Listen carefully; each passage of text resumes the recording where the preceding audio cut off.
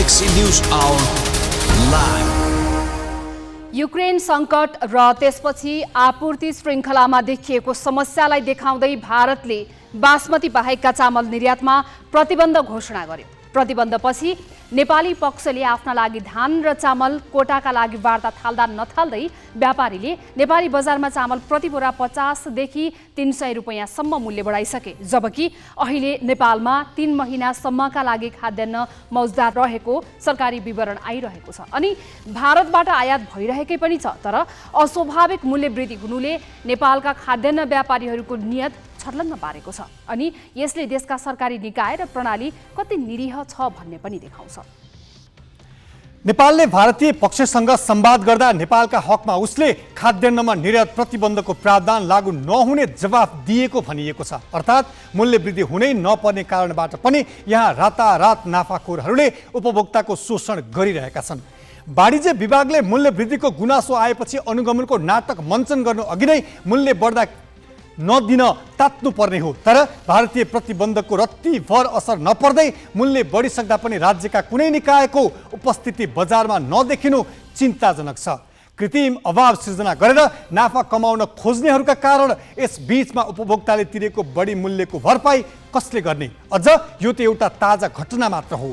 बजारमा मूल्य जसरी बेला बखत यस्ता विभिन्न बहानामा देखिने छाडातन्त्र रोक्न र राज्यले कहिल्यै समयमा पहल कदमी लिएको पाइँदैन। यसबाट के बुझ्नुपर्ने हुन्छ भने या त नाफाखोरहरूको चङ्गुलमा परेर सरकारी नियमन प्रणाली निकम्मा भइसकेको छ, या त राज्यका हर्ताकर्ताहरूले पनि कालो बजारीबाट लाभ लिइरहेका छन्।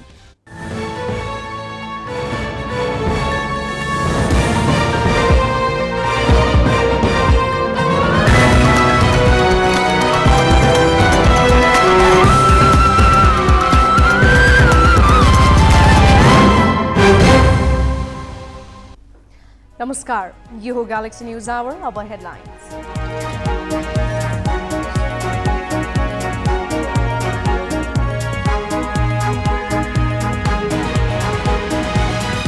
सबै प्रदेशको नाम जातीय पहिचानका आधारमा हुनुपर्ने प्रधानमन्त्री दाहालको भनाई। 2 पटक संविधान संशोधन प्रस्ताव दर्ता गराए पनि एमालेको कारण पारित नभएको टिप्पणी। सुन तस्करीलाई फौजदारी अनुसन्धानको दायरा बाहिर ल्याउने गरी एमालेद्वारा उच्च स्तरीय समितिको माग। संघीय संसदका दुवै सदन 2 सातादेखि बन्द।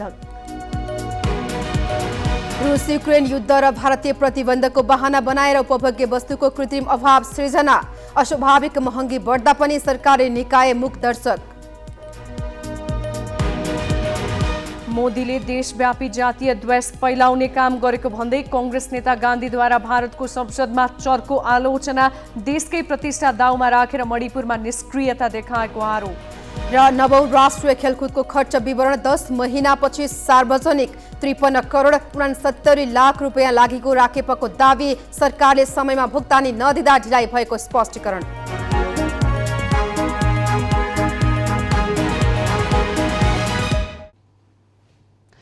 100 किलो सुन प्रकरणमा उच्चस्तरीय समितिको माग गर्दै प्रमुख प्रतिपक्ष नेकपा एमालेले गत साउन 10 गतेदेखि लगातार संसद सञ्चालनमा अवरोध गर्दै आएको छ।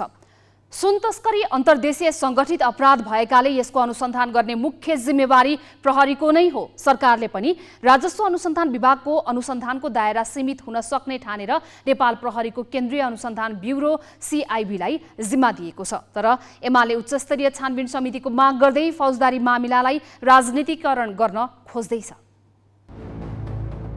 कानुनले नै सांगठित अपराधमा अनुसन्धान गर्ने जिम्मा प्रहरी र अभियोग गर्ने भूमिका सरकारी वकिललाई दिएको छ। अनि अनुसन्धान र अभियोजन ठिक ढङ्गले भए नभएको हेरी इन्साफ गर्ने जिम्मेवारी अदालतको हो। तर 100 किलो सुन तस्करी प्रकरणमा अहिले राज्यका निकायहरू लागिरहेकै छन्।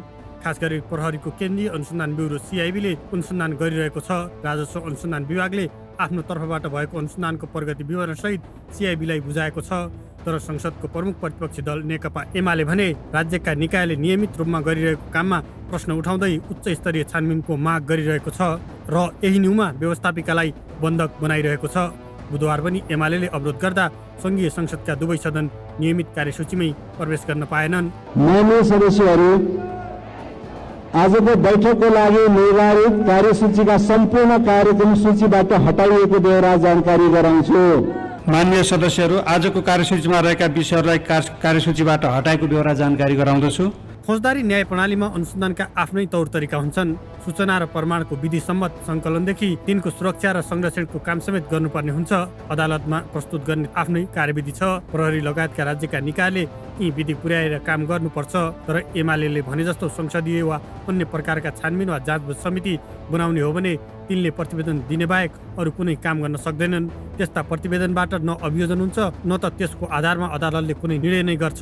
त्यसैले एमाले नियमित फौजदारी प्रणालीमा आधारित भइरहेको अनुसन्धानलाई पुहाउन वा बिजोल्नका लागि राजनैतिक तहको छानबिन समिति माग गरिरहेको त होइन भनेर संसदमै समेत आवाज उठिरहेको छ। हामीले स्थापित गराएका संस्थाहरू, हामी पालै पिलो सरकारमा बसेर बनाएका संस्थाहरूप्रति हामी आफै अविश्वास गर्दैछौँ। यसको अर्थ हामी आफैलाई प्रश्न गरिरहेका छौँ।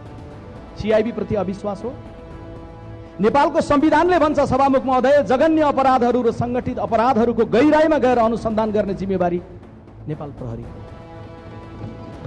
कसैको सम्पत्तिका बारे आशंका भयो, छानबिन गर्नु पर्यो भने हामीले नै बनाएको नियम कानुन र संविधानले सम्पत्ति शुद्धिकरणको आयोगलाई हामीले नै सुम्पिएको। राजस्व चुहावट भएको छ भने ती मुद्दाहरूमा गहिराई गएर छानबिन गर्ने अधिकार सम्पन्न हामीले राजस्व अनुसन्धान गर्छौँ। आज छानबिन आयोग गठन गरौँ। म छानबिन आयोग गठन गर्नुपर्छ भनेर म माग गर्न चाहन्छु। व्यक्तिगत रूपमा विश्वप्रकाश शर्मा मात्र होइन, म नेपाली काङ्ग्रेस पार्टीको तर्फबाट पनि माग गर्न चाहन्छु। त्यो माग भनेको के हो भने कानुन र संविधानले बलियो बनाएका यी संस्थाहरूप्रति हामी विश्वास किन गर्न सकिरहेका छैनौँ? छानबिन यसमा गरौँ।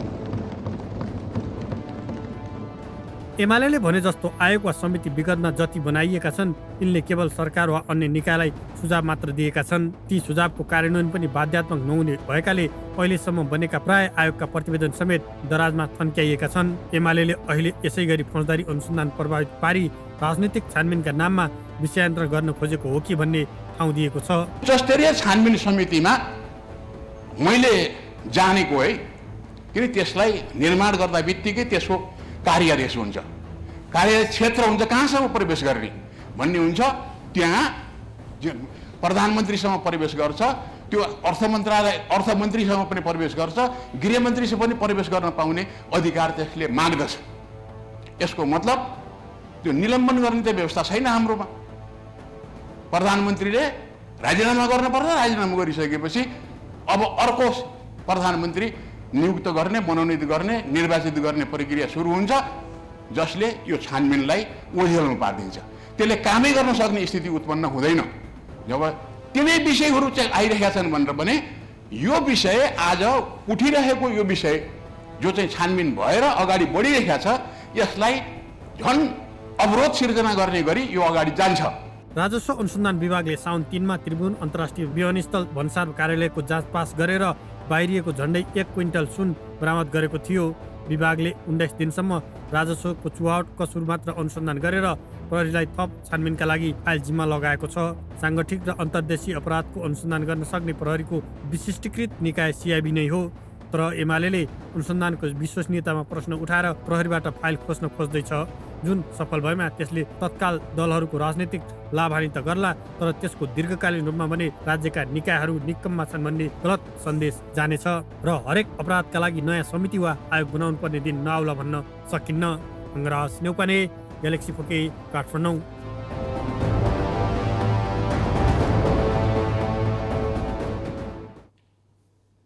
नेकपा एमाले सुन प्रकरणमा उच्च स्तरीय समिति बनाएर छानबिन गर्नुपर्ने अडान राख्दै 2 सातादेखि संघीय संसदका दुवै सदनको बैठक अवरुद्ध गरिरहेको छ। सुन तस्करी जस्तै फौजदारी विषयमा राजनीतिक तवरले समिति वा आयोग बनाएर छानबिन गर्दा निष्कर्षमा पुग्न सकिन्छ त भनेर हामीले वरिष्ठ अधिवक्ता श्रीहरि अर्याललाई सोधेका छौँ। संसद भनेको जनताका दुःख सुख, देशको विकासको, उन्नतिको, प्रगतिको समीक्षा गर्ने, जनताका आवाजहरू उठाउने संस्था हो। जनताको सर्वोच्च प्रतिनिधिमूलक संस्था भनेको संसद हो र जे जति कुराहरू हुन्छ सधैँभरि संसदमै उठाउनु पर्छ र जे जति समस्याहरू छन् संसदको मार्फत नै संसदवादीहरूले समाधान गर्नुपर्छ। त त्यो अवस्थामा संसद नै सधैँभरि स्थगित गरिदिने, बन्द गरिदिने, अवरुद्ध गरिदिने हो भने त त्यो संसद व्यवस्थाको के काम के अर्थ यो एमाले भन्ने पार्टी यस्तो पार्टी छ उसको ट्र्याक रेकर्ड हेर्दाखेरि उनले कुनै समयमा 57 दिनसम्म पनि संसदमा अवरोध गरेका छ। संसदमा अवरोध गर्ने अनि अरू कुनै किसिमको बार्गेनिङ गर्ने भित्रभित्र सरकारसित अर्को बार्गेनिङ गर्ने र त्यस किसिमको बार्गेनिङ गरेर आफ्नो फाइदा लिन खोज्ने यो प्रकृतिले चाहिँ के छ भने यो संसद चल्न सक्दैन र यसले अन्ततः यस्तै किसिम हो भने संसद पङ्गु हुन्छ। संसद पङ्गु हुनुको तात्पर्य संविधान फेल हुन्छ। अहिले यो एमाले संसदलाई निरर्थक बनाउन कोसिस गरिरहेछ, संसदलाई पङ्गु बनाउन कोसिस गरिरहेछ। यो राजनीतिक तवरबाट बन्ने जुन चाहिँ समिति भनिएको छ, आयोग भनिएको छ, त्यो त यसलाई बिथल्ने कुरा हो। किनभने राज्यको संयन्त्रमाथि सबैले विश्वास गर्नै पर्छ।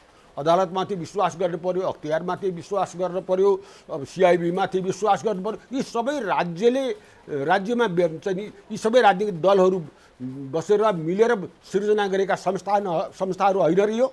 त्यसकारण यसलाई निकममा बनाएर अनि राजनीतिक तवरबाट यसलाई राजनीतिकरण गर्ने यदि हो भने त सबै कुरा राजनीतिले निर्णय गरे भइहाल्यो नि। किन चाहिँ के छ भनेदेखि विशेषज्ञहरूले सरकारी संयन्त्रहरूले त्यसमा अनुसन्धान गर्नु पर्यो।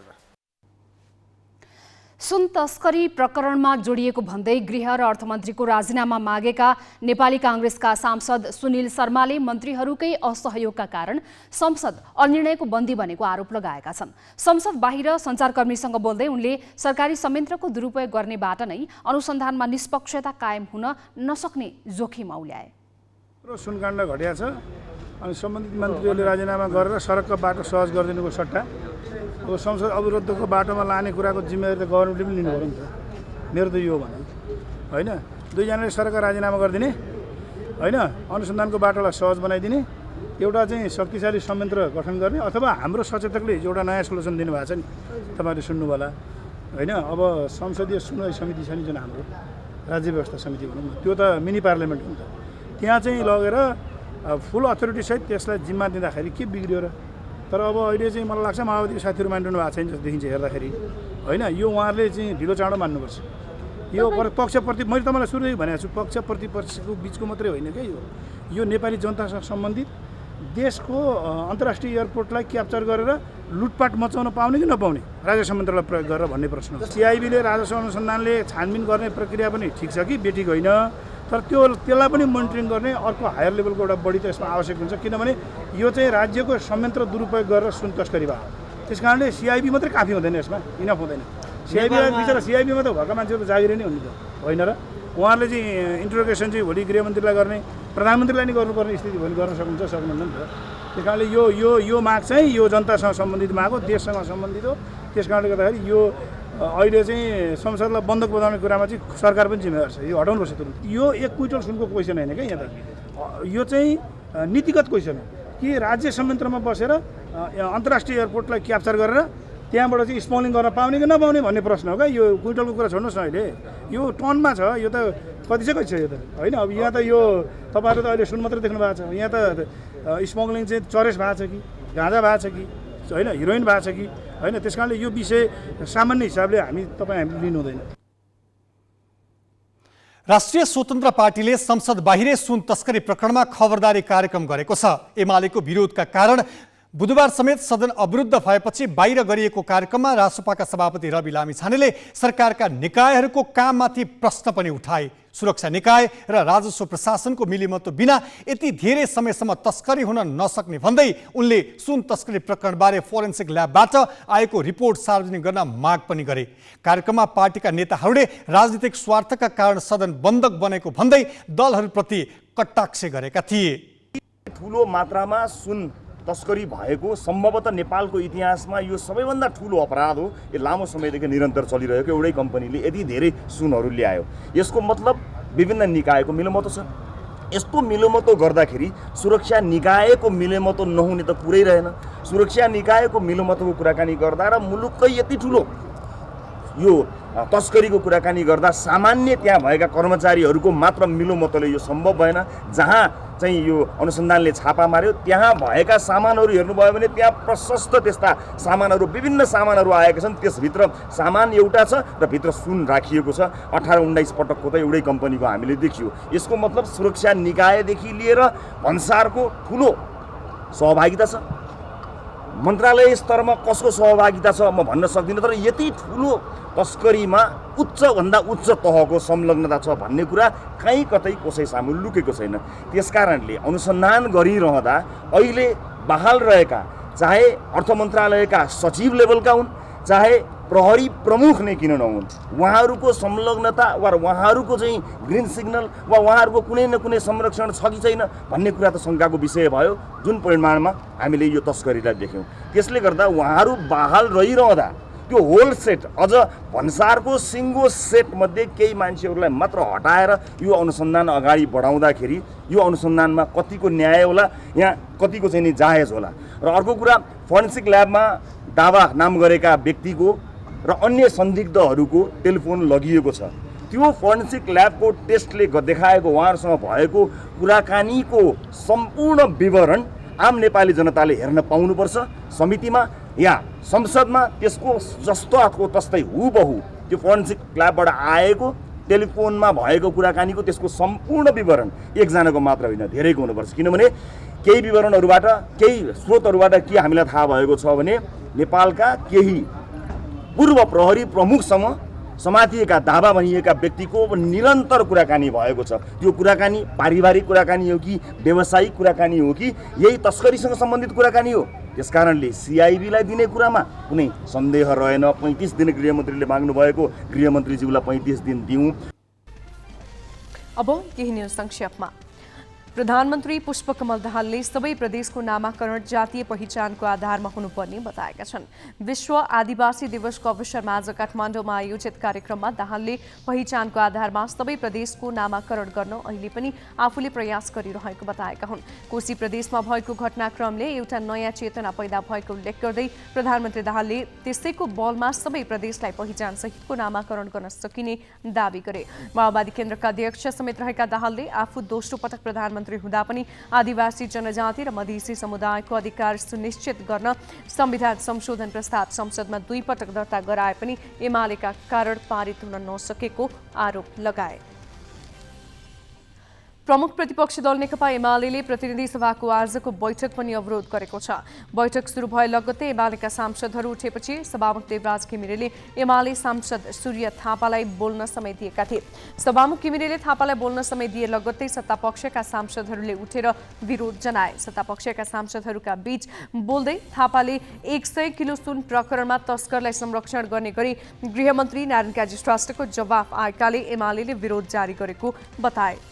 सुन तस्करी काण्डको 22 दिन बित्दा पनि सत्तापक्षले छानबिनको मनसाय नै नदेखाएको एमालेको आरोप छ। उनले बोलिरहँदा सत्तापक्षका सांसदले उठेर विरोध गरिरहे। थापाले बोलिसके लगत्तै एमाले सांसदहरूले वेल घेराउ गर्दै नाराबाजी गरे। एमाले सुन प्रकरणमा उच्चस्तरीय छानबिन समिति गठन हुनुपर्ने अडान राखी निरन्तर नाराबाजी गरेपछि सभामुख घिमिरेले प्रतिनिधि सभाको बैठक साउन 26 गते दिउँसो 1 बजेसम्मको लागि स्थगित गरेका छन्। नेकपा एमाले राष्ट्रिय सभाको बैठक पनि अवरुद्ध गरेको छ। सुन तस्करी छानबिनका लागि उच्चस्तरीय समिति गठन गर्नुपर्ने माग राख्दै आएको एमालेका सांसदहरूले उठेर अवरोध गरेपछि आज बसेको राष्ट्रिय सभा बैठक कार्यसूचीमा प्रवेश गर्न सकेन। एमालेका सांसदको अवरोधकै कारण अर्को बैठक साउन 26 गते बस्ने गरी स्थगित गरिएको छ। सांसदहरूले समसामयिक विषयमा आफ्नो धारणा राखेपछि एमालेका सांसदहरूले बैठक अवरुद्ध पारेका थिए। त्यसक्रममा एमाले सांसद विमला कुमारी घिमिरेले सुन तस्करी छानबिनको लागि उच्चस्तरीय समिति नबनाएसम्म बैठक चल्न नदिने अडान दोहोर्याएकी थिइन्। अध्यक्ष गणेश प्रसाद तिमेल सिन्हाले बैठक अघि बढाउन पटक पटक आग्रह गरे पनि एमाले सांसदहरूले नमानेपछि बैठक नै स्थगित गरेका थिए। उपप्रधान एवं गृहमन्त्री नारायण काजी श्रेष्ठले नागरिकता सम्बन्धी नियमावली आगामी 7 हप्ताभित्रमा मन्त्री परिषदमा पेश गर्ने बताएका छन्। कानून, न्याय तथा संसदीय मामिला मन्त्रालयको रायपछि नियमावलीको अन्तिम मस्यौदा मन्त्री परिषदमा पेश गर्ने र अब नागरिकता पाउनु पर्नेले नपाउने समस्या हल हुने मन्त्री श्रेष्ठको दाबी छ। नागरिकता वितरणका लागि ऐन अनुसार नियमावली ल्याउने तर नेपाली महिलाले विदेशी बाबुसँग विवाह गर्दा सन्तानले वंशजको नागरिकता पाउने विषय भने कानून विपरीत भएकाले त्यस्तो व्यवस्था गर्न नसकिने उनको भनाइ छ। माओवादी केन्द्रले अबको 3 महिनाभित्र 3 महिनासम्म देशैभरका वडा स्तरमा पुग्ने गरी घोषणा गरेको रूपान्तरण अभियानलाई आफ्नो अन्तिम परीक्षा भनेको छ। माओवादी प्रवक्ता अग्नि सापकोटाले पार्टी कार्यालयमा आयोजित एक कार्यक्रममा बोल्दै भदौ 16 गतेबाट जनतासँग माओवादी रूपान्तरण अभियान थाल्ने जानकारी दिए। यो अभियान पार्टीका लागि अन्तिम परीक्षा भएको भन्दै त्यसमा सामूहिक रूपमा उत्तीर्ण हुने विश्वास पनि उनले व्यक्त गरेका छन्। हालै सुन प्रकरणमा यसअघिका प्रवक्ता कृष्णबहादुर महराको नाम जोडिएपछि जिम्मेवारी पाएका सापकोटाले सुन तस्करी प्रकरणमा जोडिएका व्यक्तिमाथि कारबाही गर्न पार्टीमा एकमत रहेको उल्लेख गरेका छन्।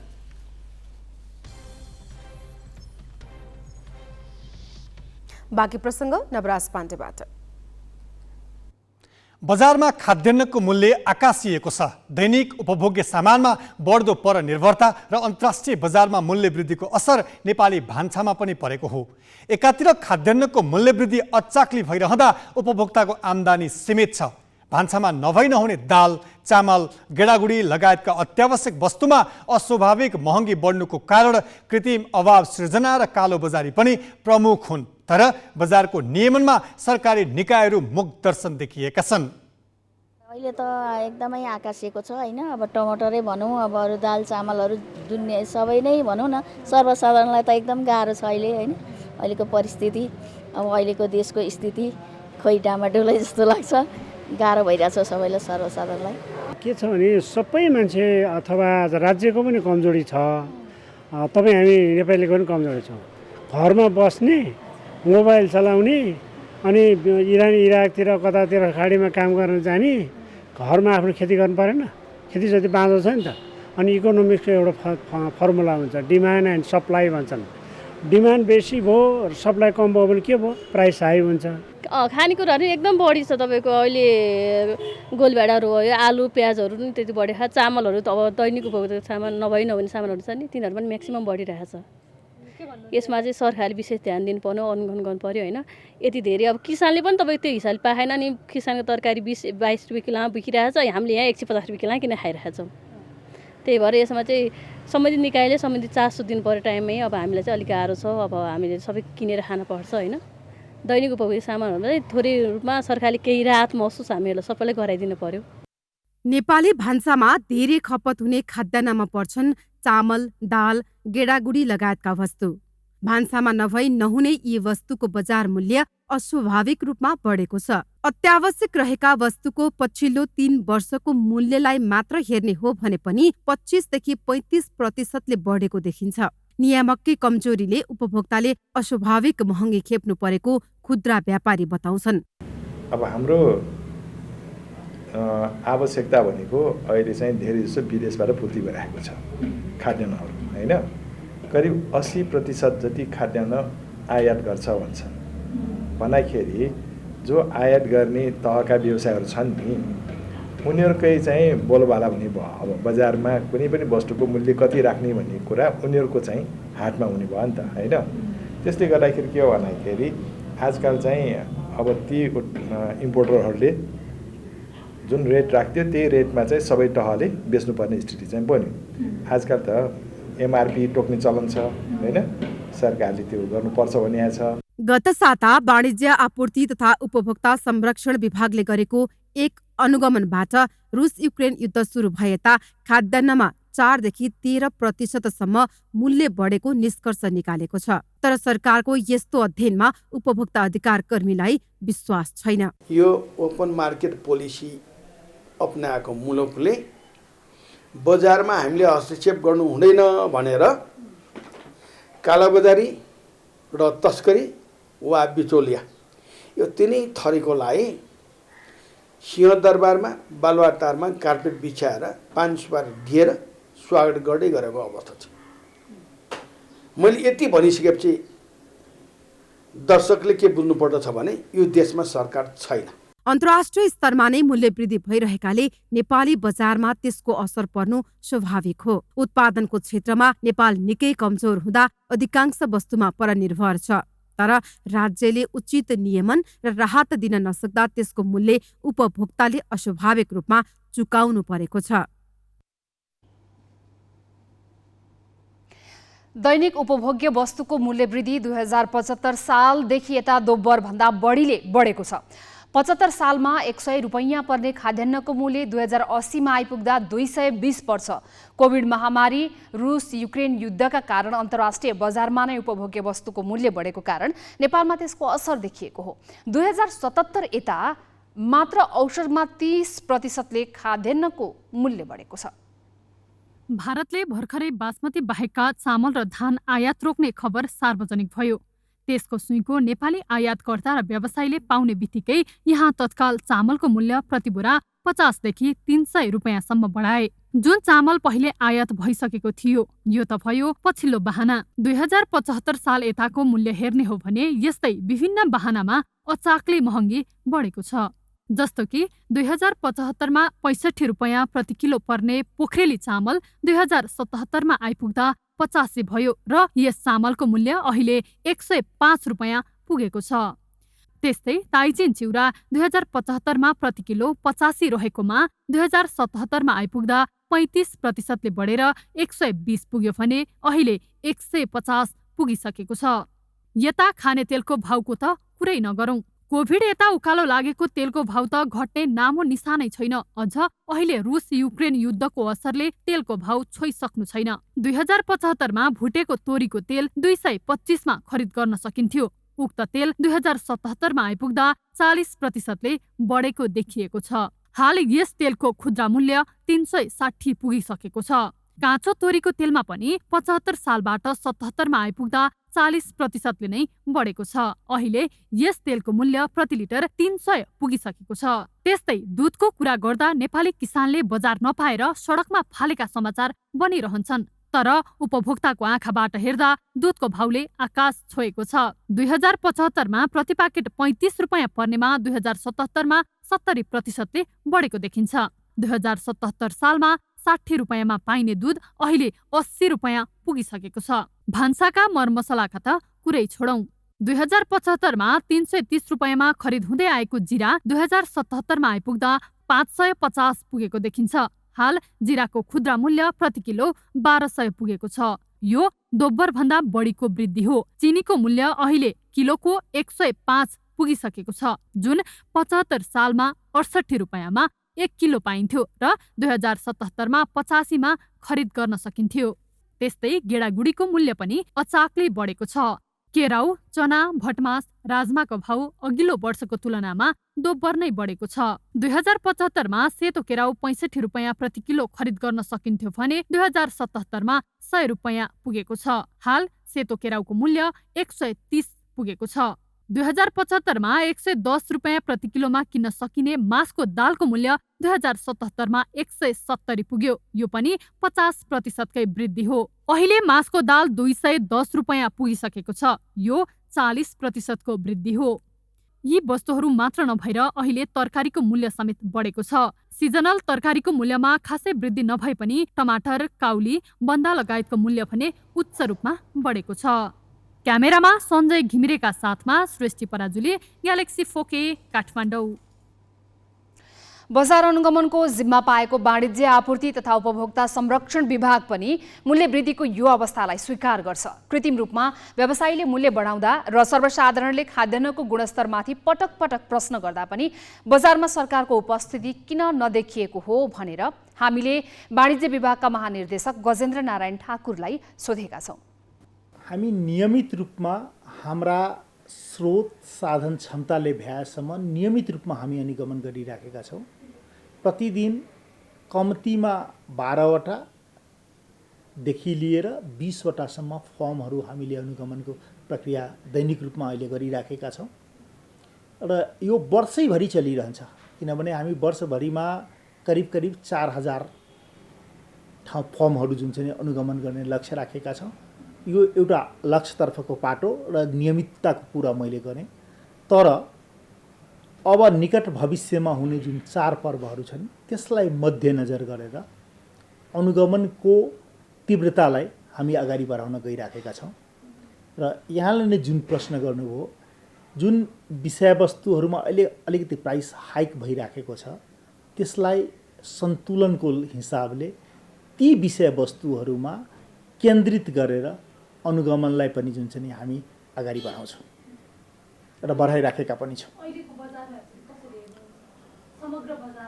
समग्र बजार हेर्दाखेरि बजारमा धेरै विकृति र विसङ्गति किसिमका पनि छन्। त्यो गुणस्तरको हिसाबमा पनि हो अनि मूल्यको हिसाबमा पनि हो। कतिपय वस्तुहरू जसको मूल्य लेखेको हुन्छ त्यसको मूल्य त एमआरपी भएको वस्तुको मूल्य त थाहा हुन्छ।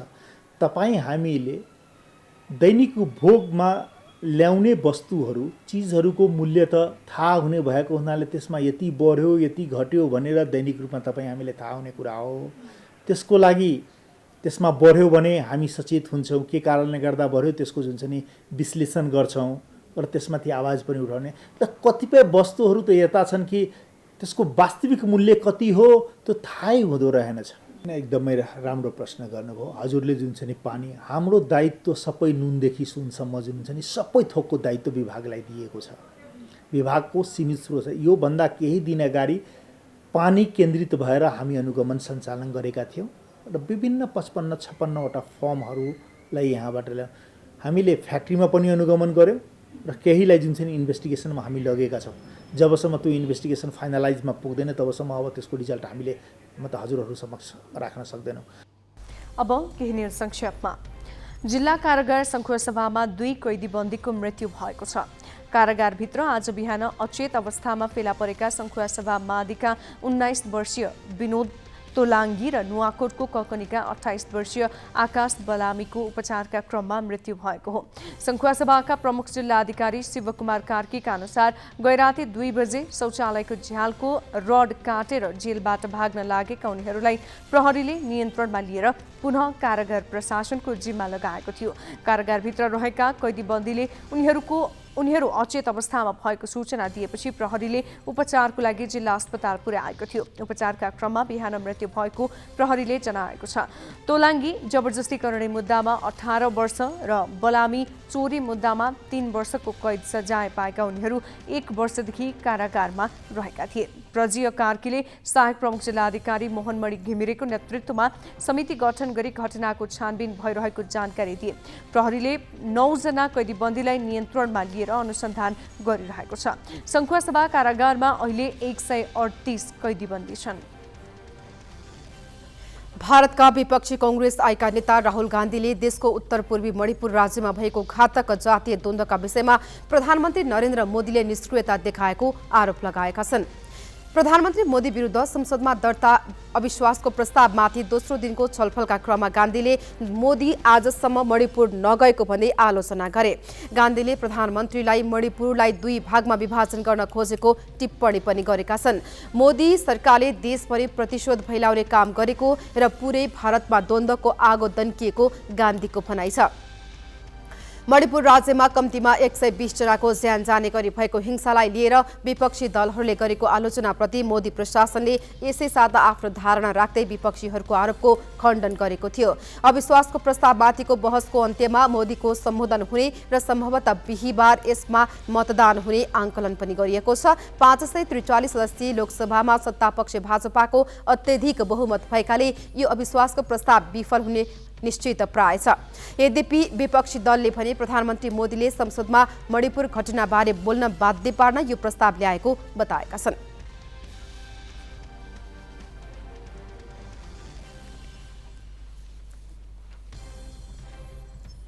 इटलीको लेम्पेडुसा द्वीप नजिकै एउटा डुङ्गा दुर्घटना हुँदा 41 आप्रवासीको मृत्यु भएको छ। दुर्घटनामा बाँचेका 4 जनालाई उद्धृत गर्दै अन्तर्राष्ट्रिय सञ्चार माध्यमले उनीहरू ट्युनिसियाबाट इटली जान लागेको उल्लेख गरेका छन्।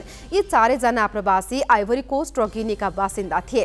ट्युनिसियाको स्पेक्स बन्दरगाहबाट 45 जना डुङ्गामा सवार भएको र केही घण्टापछि नै डुङ्गा दुर्घटनामा परेको बताइएको छ। त्यहाँबाट यात्रा गरिरहेको एउटा कार्गो जहाजले बाँचेका 4 जनालाई उद्धार गरी इटलीको कोस्ट गार्डलाई सुम्पेको बताइएको छ। उत्तरी अफ्रिकाबाट युरोप जानका लागि समुद्र पार गर्ने कोसिसमा यस वर्ष हालसम्म 1800 भन्दा बढीले ज्यान गुमाइसकेका छन्। ट्युनिसिया प्रशासनका अनुसार लेम्पेडुसाबाट 130 किलोमिटर टाढा ट्युनिसियाको स्पेक्स पोर्ट सिटी प्रवासीलाई गैर कानुनी तरिकाले लैजाने एक प्रमुख स्थान हो। हालैका दिनमा इटलीको निगरानी डुङ्गा र समाजसेवी संस्थाले लेम्पेडुसा पुग्ने 200 जनाको ज्यान जोगाएका छन्। बाँकी प्रसङ्ग स्मृति मल्लबाट। लगातार परेको वर्षा र बाढी पहिरोका कारण सुदूरपश्चिमका पहाडी 7 जिल्ला जोड्ने एकमात्र भीमदत्त राजमार्ग सोमबार रातिदेखि अवरुद्ध छ। आफ्नो गन्तव्यतर्फ हिँडेका यात्रु बीच बाटोमै अलपत्र छन्। यता कैलालीका कैलारी, जोशीपुर र भजनीका 500 बढी घर परिवार बाढीका कारण विस्थापित छन्। बाढी र पहिरोबाट भएको क्षतिको विवरण एकिन भइसकेको छैन। स्थानीयलाई बाढीको भय र पहिरोको त्रासले सताइरहेको छ। उद्धार र राहतको प्रयास पनि प्रभावकारी नभएको गुनासो प्रभावितले गरेका छन्। अविरल वर्षासँगै आएको बाढी पहिरोले कैलालीमा वितण्डा मचाएको छ। सुदूरपश्चिमका पहाडी 7 जिल्ला जोड्ने भीमदत्त राजमार्ग 3 दिनदेखि अवरुद्ध छ भने कैलालीको भजनी, कैलाली गाउँपालिका, जोशीपुर गाउँपालिका डुबानको चपेटामा परेको छ, जसका कारण 500 घर परिवार यति बेला विस्थापित भएका छन्, जहाँ राहत र उद्धारको कार्य भइरहेको छ। एकदमै समस्या, मान्छे अल्पत्र परिरहेका छन्, सबैलाई समस्या भइरहेको छ। अब कसैले खान पाएको छैन, भोकै छन्। हामी दिउँसोभरि भोकै छौँ। आज बाटोमा रोकिएर भोकै छौँ अहिलेसम्म। गएको 3 दिनदेखि भीमदत्त राजमार्ग अवरुद्ध छ। यो राजमार्ग सुदूरपश्चिमका पहाडी 7 जिल्ला जोड्ने एक मात्र राजमार्ग हो। राजमार्ग अवरुद्ध हुँदा सयौं यात्रुहरू अहिले अल्पत्र अवस्थामा छन्। तपाईँको नाम भन्नुहोस् त। मेरो नाम गुराज जोशी। कहाँदेखि आउनु भएको? म सुकुलबाट। कहाँ जाँदै हुनुहुन्छ? बजाङ। अब त समस्या भयो यहाँ त तपाईँहरू होइन, सडक अवरुद्ध छ, कसरी जाने सर? अब के भन्ने हो र अब यो मान्छेलाई धेरै दुःख पाइएछ कि उ भएको छ, अब के गर्ने हो। 3 दिनदेखि सडक अवरुद्ध छ होइन। तपाईँले आफैले पनि अनुगमन गरिराख्नु भएको छ, यो रोडको हेरिराख्नु भएको छ होइन। के पाउनुभयो? कति दिनसम्म सञ्चालनमा आउला? अब कुन कुन तहबाट यसरी चाहिँ यो अनुगमन र उद्धार राहत कार्यहरू भइरहेका छन्? अब यसमा चाहिँ हिजो प्रदेशको मुख्यमन्त्रीज्यू लगायत मन्त्रीज्यूहरूको टिम पनि आएर अनुगमन गरेर गयो। अहिले सुरक्षा निकायको तर्फबाट हामीहरू पनि आछौँ, यहाँ हेरेका छौँ। अब यो यसै भन्न सक्ने अवस्था छैन, किनभने बर्सातको समय पानी परिरहेको छ, माथिबाट झर्ने क्रम निरन्तर भएकाले यति नै बेला यस्तो हो भन्न सक्ने अवस्था छैन। कति 100 मिटर जति अगाडिसम्म यस्तो छ? 300 मिटर यहाँसम्म, अगाडि 300 मिटरसम्मको यो अवस्था छ। जो हाइवे सेफ्टी भन्ने नीति हुन्छ, अनि हाइली ल्यान्डस्लाइड एक्कर हुने ठाउँहरू पहिले नै निरीक्षण गर्नुपर्छ कि टिम हुनुपर्छ त्यसको लागि। विदेशहरूमा छन् पनि, तर नेपालमा हाम्रो त्यस्तो हाइली ल्यान्डस्लाइड एरिया एक्कर हुने ठाउँ जस्तै गाउँलेहरूलाई त थाहा हुन्छ, त्यो कुराको निरीक्षण भएको अहिलेसम्म नै देखाएको छैन कि। यसरी भीमदत्त राजमार्गको ठाउँमा ठुला पहिरो र सडक विच्छेद भएपछि अहिले पहिरो पन्छाएर सडक खुलाउने कार्यक्रम भइरहेको छ। गएको 3 दिनदेखि भीमदत्त राजमार्ग अवरुद्ध छ भने अवरुद्ध सडक यसरी खुलाउने कार्य भइरहँदा पनि अब कहिले सडक खुल्छ भन्ने यकिन भन्न सकिने अवस्था अझै पनि छैन। यो जुन रूपमा यो मार्गलाई खुलाउनका निमित्त तपाईँले आफैले पनि अनुगमन गरिसक्नु भएको छ होइन, कति समयसम्म लाग्न सक्छ? अब यो हामीले चाहिँ उहाँहरूलाई नै, जो साथीहरू चाहिँ यो चाहिँ बाटो क्लियर गर्ने रूपमा लागिराख्नु भएको छ, उहाँहरूलाई सोद्धा र उहाँहरूकै सुझाव लिँदाखेरि चाहिँ यदि पानी परेन अहिलेदेखि पानी परेन र कन्टिन्यू काम गर्न उहाँले पाउनुभयो भने भोलि साँझसम्म यो बाटो खुल्न सक्छ। पानी पऱ्यो भने त्यसपछि भन्न सकिँदैन। अहिले नै देखिराख्नु भएको छ, काम भइरहेछ, माथिबाट ढुङ्गाहरू तल खसिरहेको अवस्था छ। ठ्याक्कै यो अवस्थामै यो समय भइहाल्ला भन्ने चाहिँ भन्न सकिन गाह्रो छ। यो 81 यो प्रकृतिको प्रकोप हामीले पनि कल्पना गरेको भन्दा धेरै विपरीत परिणाम देख्नु पर्यो र अब यो माथि 7 जिल्लाको प्रवेशद्वार पनि हो। यो त्यहाँ बाटो पनि त्यस्तै किसिमको छ। माथि धेरै ठाउँहरूमा पहिरो आइँदाखेरि 81 यो बाढी आउँदाखेरि जो हामीले यहाँ जसलाई हामीले सजाएर बनाएका थियौँ यो पश्चिम नेपालको एउटा प्रसिद्ध तीर्थस्थल पनि हो र एउटा धार्मिक पर्यटनका दृष्टिकोणले पनि अत्यन्तै एउटा महत्त्वपूर्ण हो। पूर्वमा चत्राधाम, मध्यमा चाहिँ देवघाट र त्यसपछि पश्चिममा आइसकेपछि यो गोदावरी नै एउटा चाहिँ हाम्रो आधिकारिक रूपमा एउटा हाम्रा पुराणहरूमा र एउटा भौगोलिक दृष्टिकोणले पनि एउटा प्रतिनिधिमूलक एउटा तीर्थस्थल पनि हो। र अब यो हामीले कल्पना गरेको भन्दा बाहिर यो आइरहेको छ। तथापि यसमा अहिले धेरै ठाउँबाट हामीले सहयोग पनि प्राप्त गरेका छौँ। पहाडी जिल्लाहरू जोड्नका लागि वैकल्पिक मार्गहरू खोल्ने काम वर्षौँदेखि भइरहे तापनि ती राजमार्गहरू काम कछुवा गतिमा भइरहेको छ। दिपायल स्याउले फास्ट ट्र्याक, सेती लोकमार्ग, चिसापानी जङ्गलघाट मार्ग, यी मार्गहरू छिटोभन्दा छिटो खुलाउन नीति निर्माण तहमा बसेकाहरूले तदारुकता देखाउने हो भने विद्यमान समस्यालाई हल गर्न सकिन्छ। क्यामेरामा पुष्क नेपालीको साथमा ईश्वर जैसी, ग्यालेक्सी फोके, बुढीतोला, कैलाली।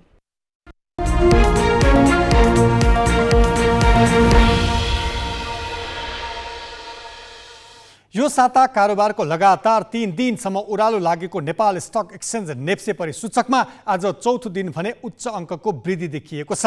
आज नेप्से परिसूचक 41.06 अङ्कले बढेर 2060.91 बिन्दुमा कायम भएको छ। आज 265 कम्पनीको 50,10,718 किता सेयर 77,501 पटक खरिद बिक्री हुँदा 1,88,83,26,469 रुपियाँ बराबरको कारोबार भएको छ।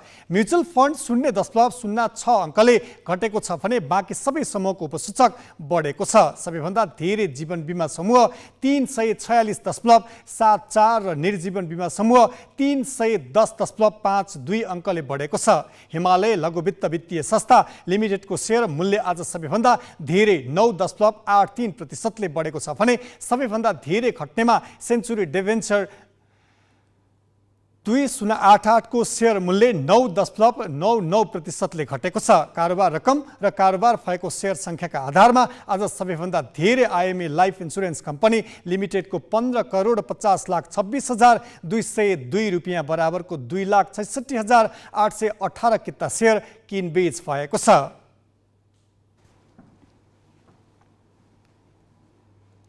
दाङको तुलसीपुर उपमहानगरपालिका र दङसीशरण गाउँपालिकाले अटोरिक्सा प्रवेशमा एकअर्कालाई प्रतिबन्ध लगाएका छन्। यसले यात्रुहरूलाई शास्ति भएको छ।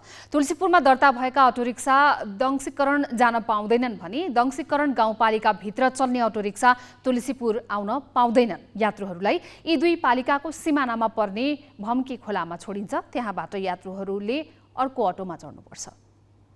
केही समय अघिसम्म निर्वाध रूपमा चल्ने अटो रिक्साहरू पछिल्लो समय बीच बाटोमै रोकिने गरेका छन्।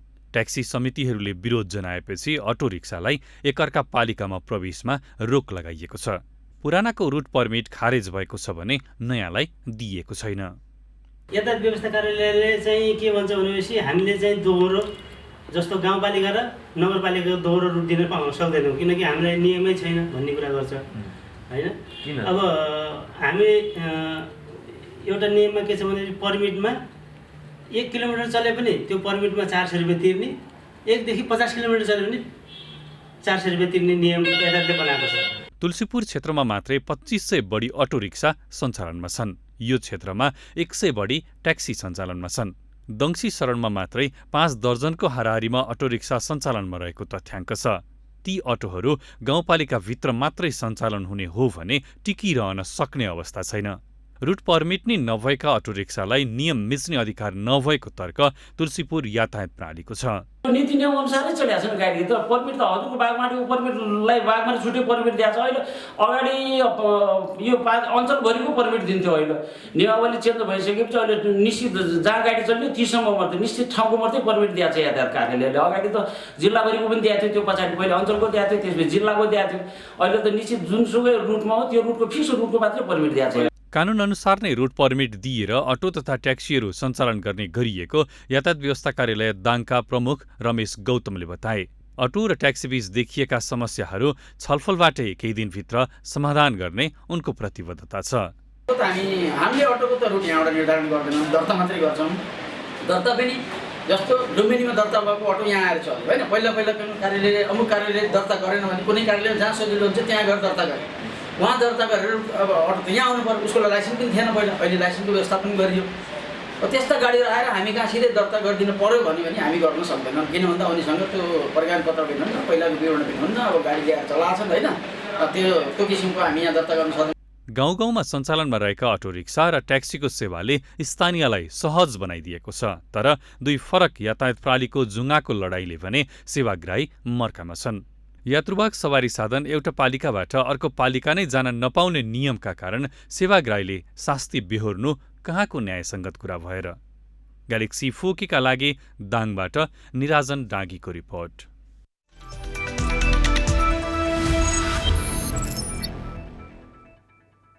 नवौं राष्ट्रिय खेलकुदमा करिब 54 करोड खर्च भएको राष्ट्रिय खेलकुद परिषदले जनाएको छ।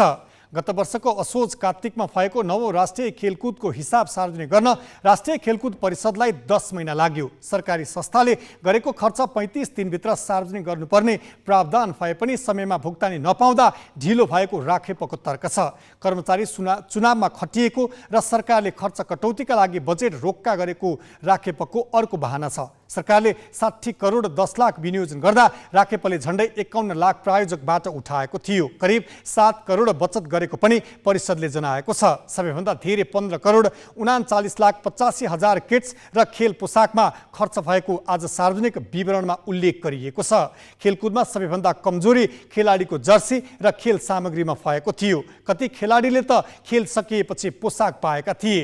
असोज 28 देखि कार्तिक 3 गतेसम्म गण्डकी प्रदेशका 8 जिल्लामा भएका विभिन्न खेलमा 6127 खेलाडीले 397 स्वर्ण, 397 रजत र 553 कांस्य पदकका लागि प्रतिस्पर्धा गरेका थिए।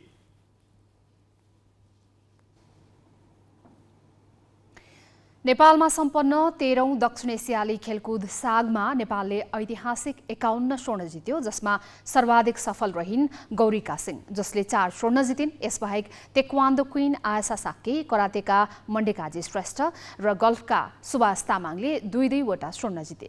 13औं सागमा सर्वाधिक सफल यी 4 खेलाडीमध्ये 3 खेलाडीले 19औं संस्करणको एसियाली खेलकुद नखेल्ने भएका छन्। आधारमा 19औं एसियन गेम्समा सहभागिता जनाउने प्रमुख हकदार हुन् गौरीका सिंह, जसले नेपाली पौडीलाई पहिलो पटक स्वर्णको सफलता दिलाइन्। नेपाली पौडीले अन्तर्राष्ट्रिय पदकको लागि सङ्घर्ष गरिरहेको समयमा गौरीकाले 13औं सागमा पौडीमा 4 वटा स्वर्ण जितिन्। उनको यस प्रदर्शनले नेपाली पौडीको सान बढायो। उनै गौरीका एसियाली खेलकुदमा पनि छनौटमा परेकी थिइन्, तर केही दिन अगाडि मात्र उनले एसियाली खेलकुद नखेल्ने भनेर नेपाल पौडी सङ्घलाई पत्र मार्फत जानकारी गराएकी छिन्। अमेरिकामा अध्ययनरत गौरीकाको कलेजको कारण खेल्न नमिल्ने नेपाल पौडी सङ्घका अध्यक्ष अशोक बजाचार्यले जानकारी दिए। गौरीकाले यसअघि इन्डोनेसियामा सम्पन्न एसियाली खेलकुद भने खेलेकी थिइन्। उनको स्थानमा अनुसिया तन्डुकारले खेल्ने सङ्घले जनाएको छ। मण्डेकाजी श्रेष्ठ एउटै सागमा करातेमा 2 स्वर्ण जित्ने पहिलो नेपाली खेलाडी हुन्। उनले 13औं सागमा व्यक्तिगत र टिम कातामा 2 स्वर्ण जितेका मण्डेकाजीले पनि एसियाली खेलकुद खेल्ने छैनन्। 13औं दक्षिण एसियाली खेलकुद प्रतियोगितामा मैले देशको लागि जुन एउटा पहिलो स्वर्ण सँगसँगै खाता खोल्ने क्रममा 2टा स्वर्ण देशको लागि मैले दिलाउन सफल भएँ।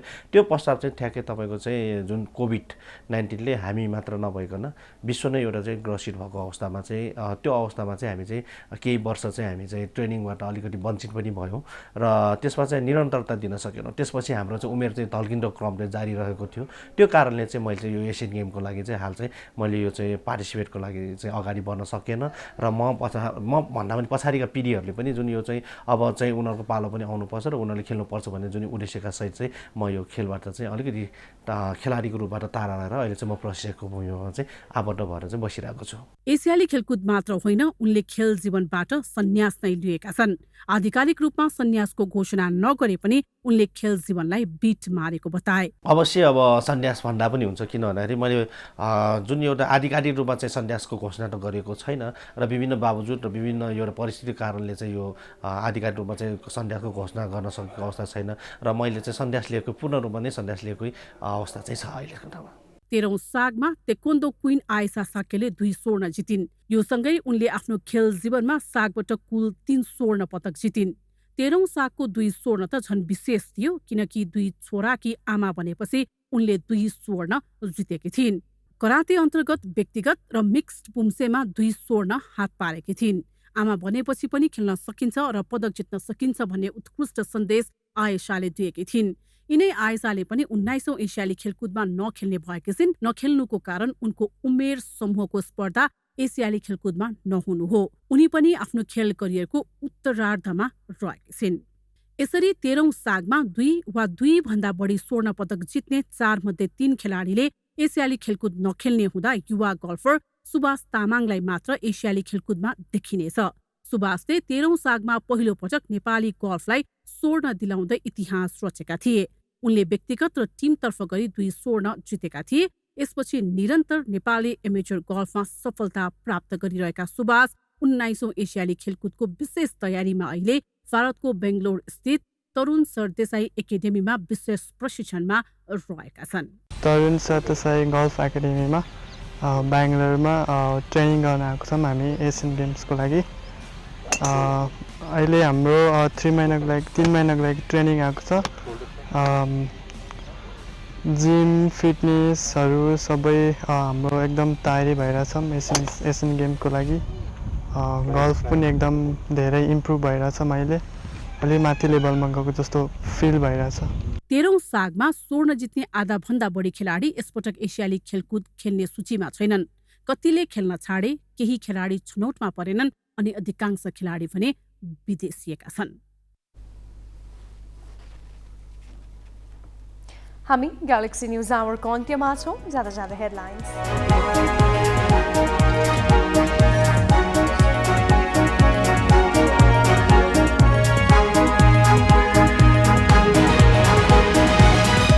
सबै प्रदेशको नाम जातीय पहिचानका आधारमा हुनुपर्ने प्रधानमन्त्री दाहालको भनाई। 2 पक्षका संविधान संशोधन प्रस्ताव दर्ता गराए पनि एमालेको कारण पारित नभएको टिप्पणी।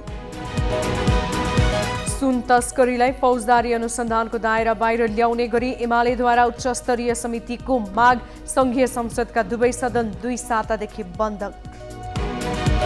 रुस युक्रेन युद्ध र भारतीय प्रतिबन्धको बहाना बनाएर उपभोग्य वस्तुको कृत्रिम अभाव सृजना।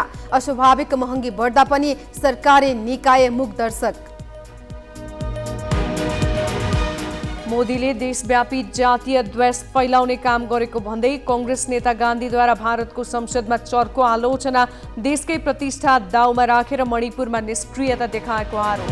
र 9औं राष्ट्रिय खेलकुदको खर्च विवरण 10 महिनापछि सार्वजनिक। 53 करोड 69 लाख रुपियाँ लागेको राखेपको दावी। सरकारले समयमा भुक्तानी नदिँदा ढिलाइ भएको प्रष्टीकरण।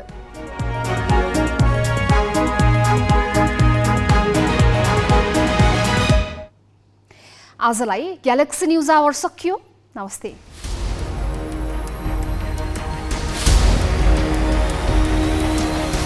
This is Galaxy News Hour Live.